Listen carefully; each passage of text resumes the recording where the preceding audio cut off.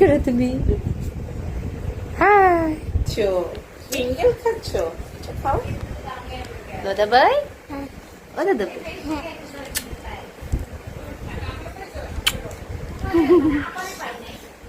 দাদা তুমি সবসময় আমার মাথাটা নিচে দিয়ে রাখো কেন বলো তো? তাই? মাথাটা তো নিচে দিয়ে রাখো কেন সবসময় ছবি তুলতে আসলে? কেন? ও মা, এটা কি, কোথা থেকে এনেছো? বাইরে থেকে।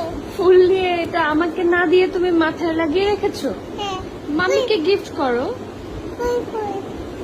তুমি আমার জন্য কি আনছো? কি আনছো? ললিপপ আনছো?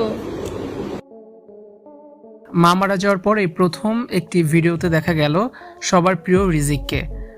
রিজিককে দেখে সবাই ভীষণ খুশি হয়েছে। রিজিকের মুখে এখনও কিন্তু সেই মিষ্টি হাসিটা লেগে আছে। কিন্তু আগের রিজিক আর এখনকার রিজিকের মধ্যে আকাশ পাতাল পার্থক্য নিশ্চয়ই আপনার চোখে পড়বে। ভিউয়ার্স, পুরো ভিডিওটি দেখে অবশ্যই আপনার মতামতটি জানিয়ে দিন।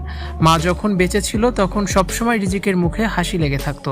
কত দুষ্টুমি করতো, কত রকমের কথা বলতো, মায়ের সাথে কত রকমের দুষ্টুমি খুনসুটি করতো রিজিক, পাকা পাকা কথা বলতো।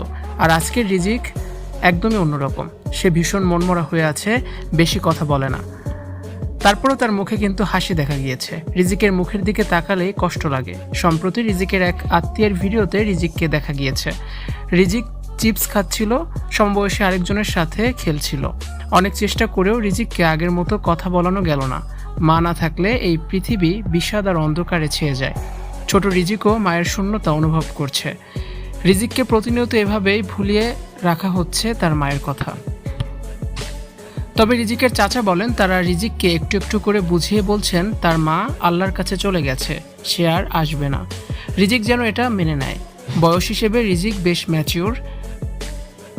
রিজিক বলেই হয়তো মাকে ছাড়া এভাবে থাকতে পারছে। তারপরও মায়ের ভালোবাসা কি পৃথিবীর কেউ দিতে পারে? মায়ের শূন্যতা রিজিক ঠিকই সবসময় অনুভব করছে। রিজিকের নতুন ভিডিও দেখে আপনাদের কাছে কেমন লেগেছে অবশ্যই কমেন্টস করে জানিয়ে দিন, আর ভিডিওটি শেয়ার করার অনুরোধ রইল।